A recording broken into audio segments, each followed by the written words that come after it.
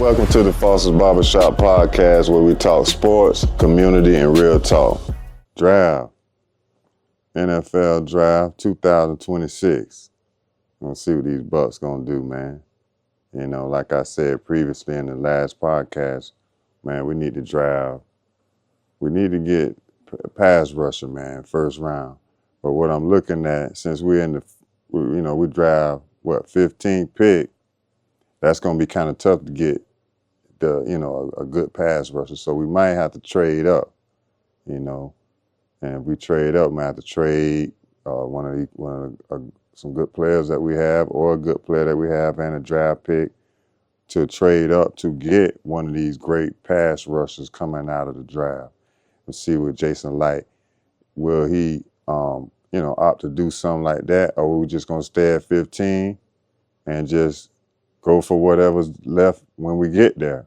Because, man, maybe something there when we get there. Because, like I said, we need to go after pass rusher, linebacker, pretty much inside linebacker to be specific, and wide receiver, or tight end. I'm hearing tight end.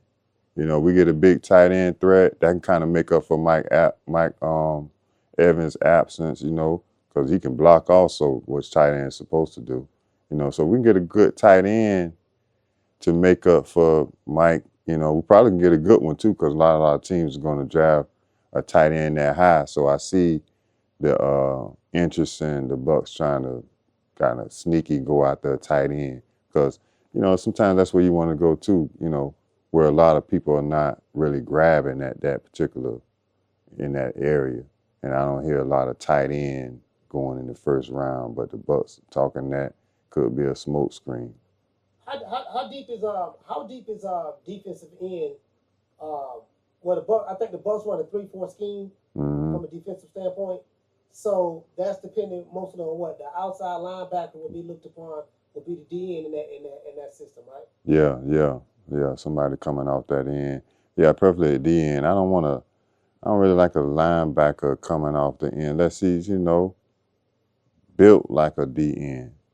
I like that height and that the arm reach, long arms. So when you're going in, that just that much matter, man. Just those few inches matter, because it's a game of inches. So I need somebody with long arms with a long reach, so when they're going in, they grab that ball.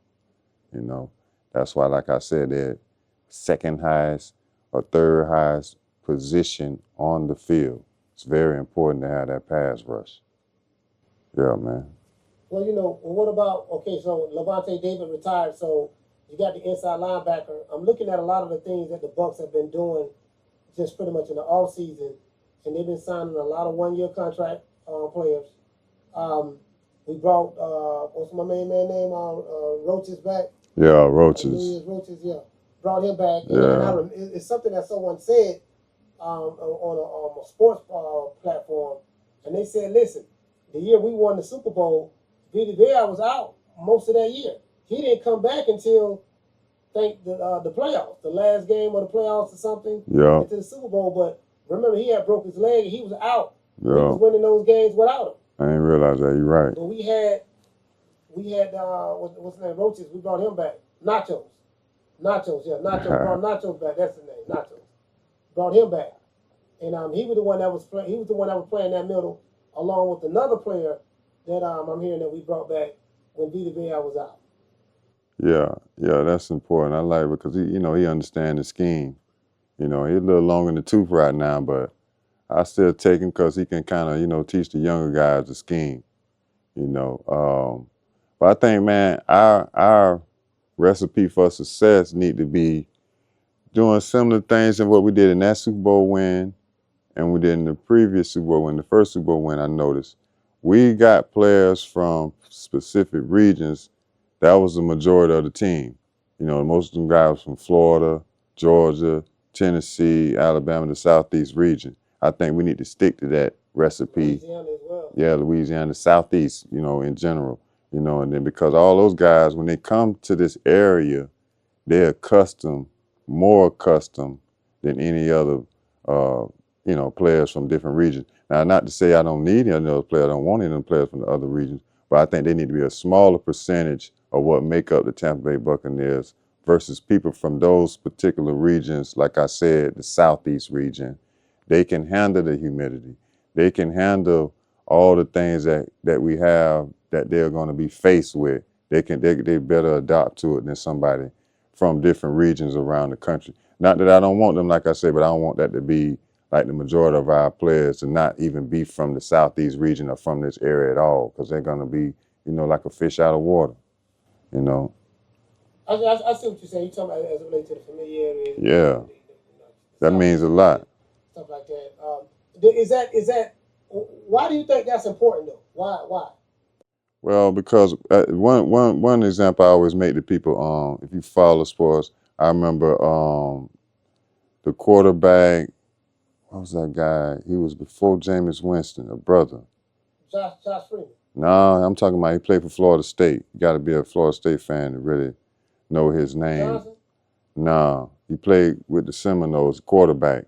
But anyway, he played before Winston. He was quarterback right before Winston. He was a brother. Yeah, but he was drafted by the Buffalo Bills. I don't think that was smart for the Buffalo Bills, because you drafting the quarterback from talent, from that, he's going to freeze, bro. I know you're talking about. I remember now. Yeah. Yeah. He's a commentator right now. Pretty good commentator, too, but. I think his name was Josh, too. Nah, it's oh man, it's on the tip of my tongue. But this guy, it didn't work out well for him, because you're taking somebody that played in Florida, Tallahassee, and you taking him to Buffalo. Bro, it's gonna take a while for him to get acclimated to the whole. Now, see, if he'd have went to Carolina, if he'd have went to the Bucs, if he'd have went to Miami, he'd have went to somewhere in that he would understand. You know what I mean? And then Buffalo should have got somebody that from the Big 10. You know what I mean? The Ohio's and the Iowas and all, because then when they go to Buffalo, they're used to that. Like that. Yeah, you got to stay in that region. You know what I mean? Then sprinkle some guys in from the southern region. Yeah, man, that would have been. He probably still be playing it out. That's why Josh Allen working out pretty well for them, even though they haven't won a big game. He working out well for them because he played at South Dakota, one of them places like that. I'm not sure. So then he's used to that weather that Buffalo can bring to you. Yeah, it be freezing up there, South Dakota. I've been to South Dakota, North Dakota, Wyoming, Montana, just all of them, like you say, even in that Midwest, when you get to, Nebraska and through the Missouris and stuff like that, yeah. It won't fare well, especially for a quarterback, So I think that's an example of why I think teams, any team, wherever you are, stick to those regional type players on your team, and sprinkle some other guys here and there on those teams. That says the same thing for, like I say, the northern teams, because you get them guys out there from the south, they might freeze at certain positions, yeah, man. And so I think that we need to stick to that, man, this year and every year, man. And that pass rush is gonna be pretty hard to find, though, man. I had to get back in the lab and think about who we would pick now, because everybody's gonna want that pass rush, especially since Seattle, let you see defense, specifically pass rush. They need to start adding that. Pass rusher wins championships. Because look at all the great teams, they had a great pass rusher. You have to get to the quarterback to disrupt. It's all about disruption when it comes to defense. You have the most success when you could disrupt the quarterback. You make a valid point, because like you said, that he ain't got time to throw the ball. If you can make that team one-dimensional, you got a good run-stopping team that know how to stop the run on the way to getting to the quarterback from a pass rush standpoint. So if you can dominate a team with just your front four, man. it makes everybody on the back end look good. It makes the mid-tier as well as the secondary look It good. makes them look good, man. You know, that's what made our guy so great here.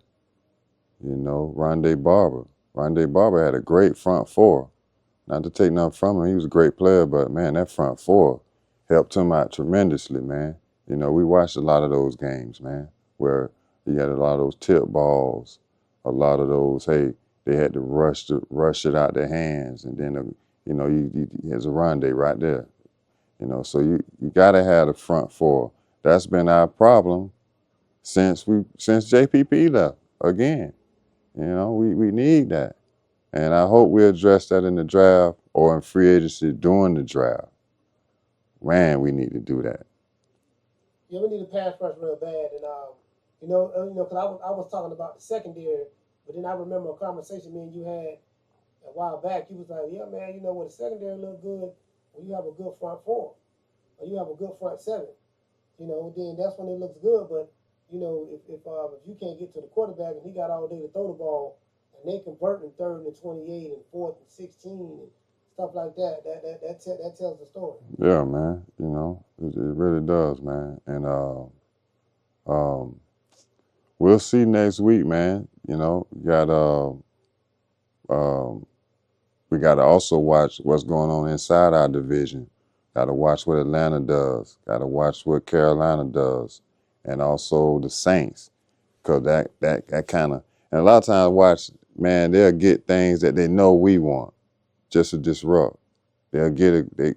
They'll get that pass rusher that they know we want. So that's why I think we're throwing this smoke screen out there with the tight end. Oh, they're gonna get a tight end in the first round. Yeah. So to make teams think, you know, that we're not gonna address that when they know, man, everybody know your weakness and what you need to address. You know. So hopefully somebody come with a deal for us so we can get what we need. You know what I mean? Yeah, man. Yeah, you got also, man, you got this WrestleMania thing going on. What you think about that, man? Yeah, you know what I mean. WrestleMania is really, really big. I was kind of stuck on the old school, and I didn't. I thought the promos was trash in this particular era of wrestling. But then I got hooked. I started watching a little more of it, and now I realize I'm a huge fan of it. The production has evolved over time. Man, I'm telling The you. production, the cameras, it's just a whole new day, and the way they're able to take these guys who probably wouldn't have been no superstars during the Rock era or the Stone Cold era, the Hogan era, they're able to be that now because it's an entire different generation of wrestling fans. Oh The man. evolution of it, they did a great job from a marketing and advertising standpoint, and continue to grow their sport and the evolution of it. So I love it. I'm looking forward to it. Oh man. I kind of fell off years ago. I go back Dusty Rhodes, uh, man, what my man Superfly, man, there was so many of them, man. Ric Flair, Junkyard Dog, you know, way back when we had a lot of wrestling in Tampa at the Armory with Gordon Soley. Yeah, going so. Gordon Soley in Tampa at the Armory. Boy, that's all you heard on the radio. That's when they had the regions. Wrestling was regional at that Oh time. yeah, that's right. The southern region, southeastern region. You had the Midwest region. That's where the Von Erichs was at, out of Texas. Um, Southeastern region, in Florida. You had, of course, the Armory here with Gordon Soley, WCW. You used to see Dusty Rhodes wrestling a lot. The Four Horsemen, Ric Flair, them. Kevin Sullivan, Kevin the Purple Sullivan. Haze, Oh and all that. man. Yeah, man. Man, listen, wrestling was big here. A lot of wrestlers lived here and stayed in this area. You know, right up the To this street. day. Yeah, To yeah, this day. yeah, right up the street, man. And we talk about Brandon wrestling history. But they got like a 30-year streak or something like that. No Brandon losses. what? Brandon High School, Tampa, Florida. You know, they got a they had a long streak. I don't quite remember how long. I know it's something like 30 years or something. Never lost a match. It's unheard of, man. But that's what this area is, a big wrestling area. A lot of superstar wrestlers from here live here. We see them all out in the public. Coming up as a kid also, man, the Armory in Tampa was the big place to see all the matches. Man, that's the last time last time I been was the Armory. I was a kid. Maybe I went to Sundome, like you said, back in the day, but I don't remember that. I kind of fell off when those Ric Flairs and them kind of guys left the scene. I left too. Thank you guys for watching the Foster Barbershop podcast. Make sure you like, share, and subscribe. Tune in to the next episode. Peace and love.